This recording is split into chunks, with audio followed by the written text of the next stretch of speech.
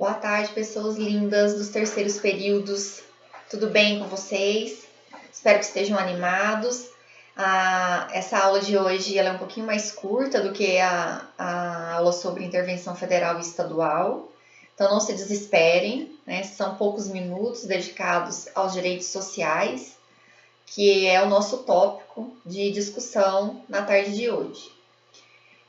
Gostaria de esclarecer preliminarmente que esse conteúdo, né, inerente aos direitos sociais, ele na verdade ele é estudado com uma ênfase um pouco maior no Direito Constitucional 2 de vocês, lá no quarto período, mas eu vou fazer uma abertura, né, e uma análise meramente principiológica e trazer alguns exemplos para vocês, né, para que vocês compreendam do que nós estaremos tratando no decorrer dessa aula inerente a direitos sociais. Bom, primeiramente vamos lembrar que os direitos sociais são direitos de segunda dimensão, né, num momento ou num contexto ideológico em que se buscava, né, a igualdade, tá? Então, isso denota uma ideia de Estado interventor, um Estado protecionista. E na nossa Constituição, os direitos sociais, eles são alocados no capítulo 2, do título 2, mas só que eles não se restringem a esse capítulo 2, inerente ao título 2 dos direitos fundamentais. Eles se estendem depois e são trabalhados de forma mais detalhada a partir do 193, que abre para a gente o título da ordem social. Tá? Então, por isso que a continuidade deles, eu estudo de forma mais profunda, é no Direito Constitucional 2, conforme a nossa grade curricular.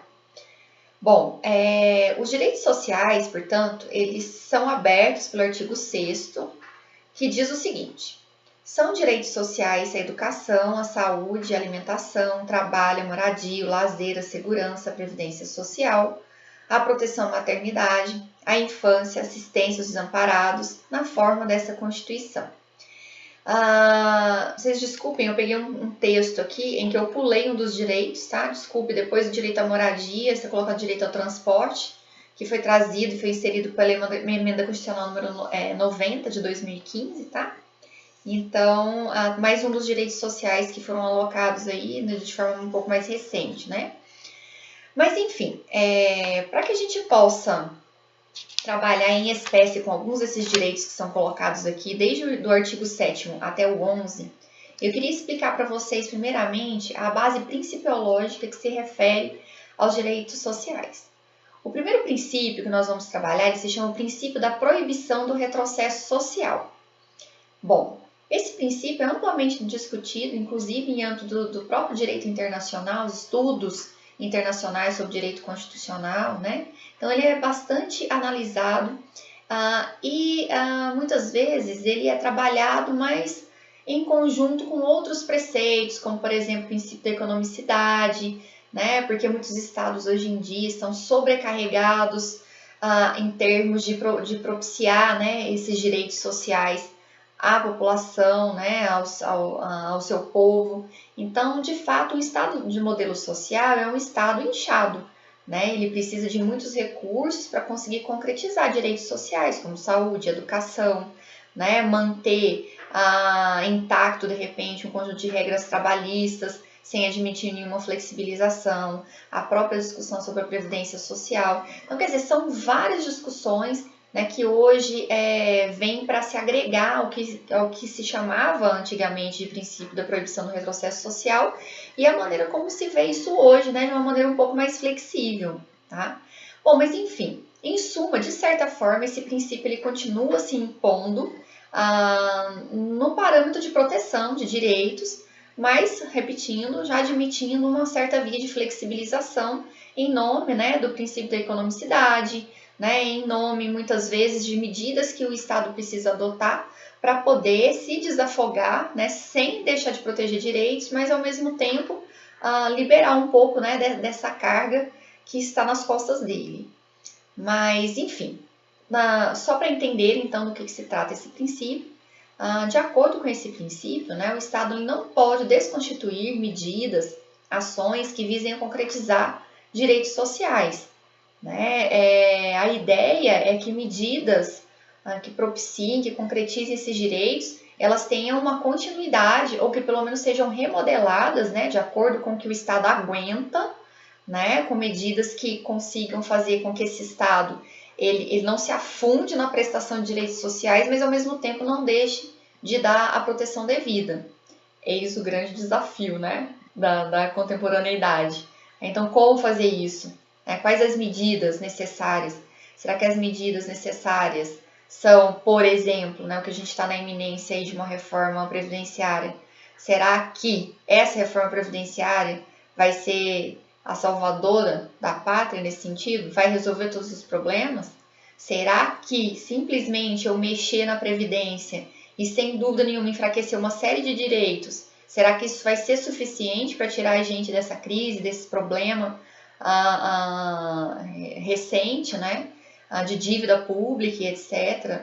Bom, isso não vou entrar nesse mérito, nosso tópico não é reforma da Previdência, né, vocês em sala de aula já conhecem um pouco do meu posicionamento sobre isso, né, já disse em outras ocasiões que pura e simplesmente fazer reforma da Previdência sem reformar outros setores, sem fazer reforma tributária séria, não vai resolver o problema, só vai enfraquecer direitos, nós vamos continuar afundados, né? Vamos ficar totalmente desprotegidos, enquanto que outras situações vão continuar se mantendo, outros privilégios vão continuar se mantendo, mas já entrei no assunto, já parei, voltemos então ao segundo princípio que rege os chamados direitos sociais. O segundo princípio, que a gente chama de reserva do financeiramente possível.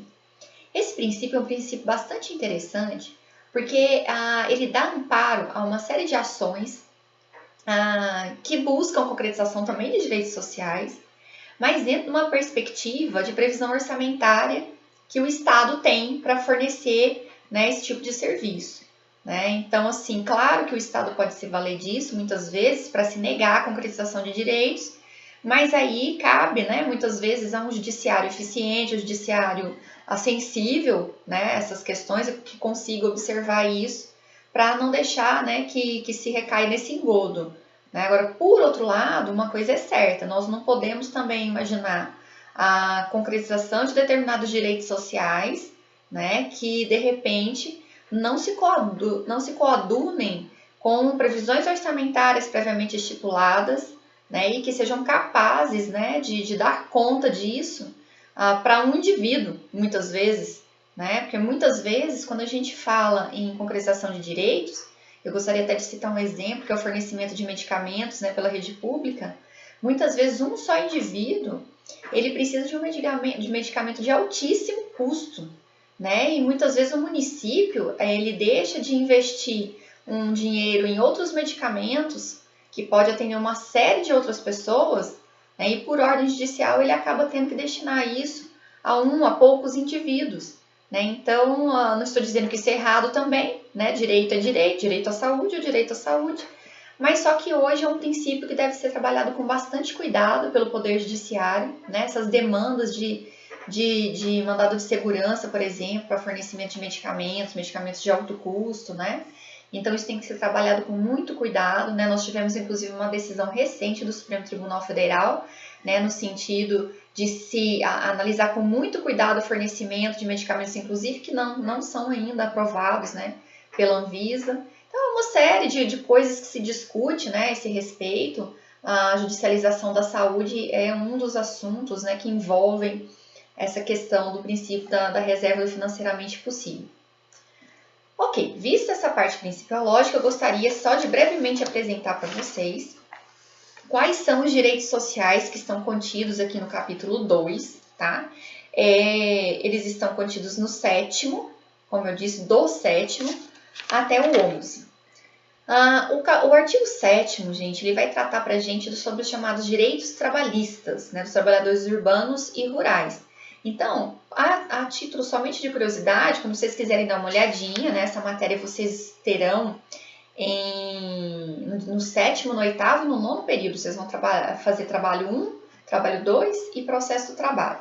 Né? Então, vocês têm aí uma gama grande de estudo, direito trabalhista, mas a base, sem dúvida, que é a Constituição. Então, aqui são colocados vários direitos do trabalhador, como, por exemplo, a relação de emprego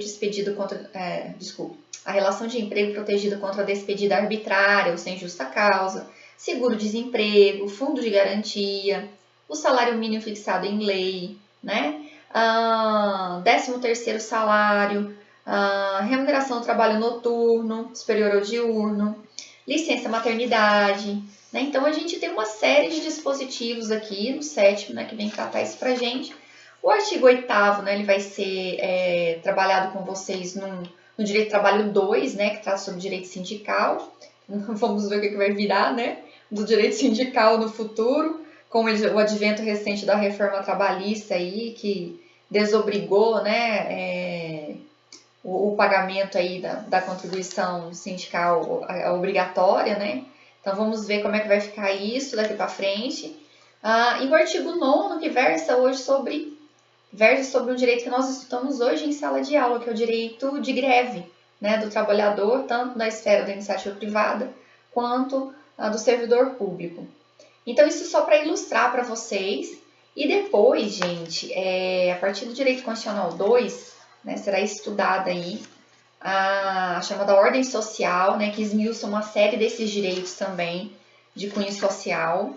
O artigo 193, por exemplo, ele vem abrir para a gente aí o título 8º da Constituição, da ordem social, né? Então, ele começa com a Seguridade Social, trabalho, direito à saúde, né? Previdência, assistência, cujas regras, né, estão em iminência de modificação.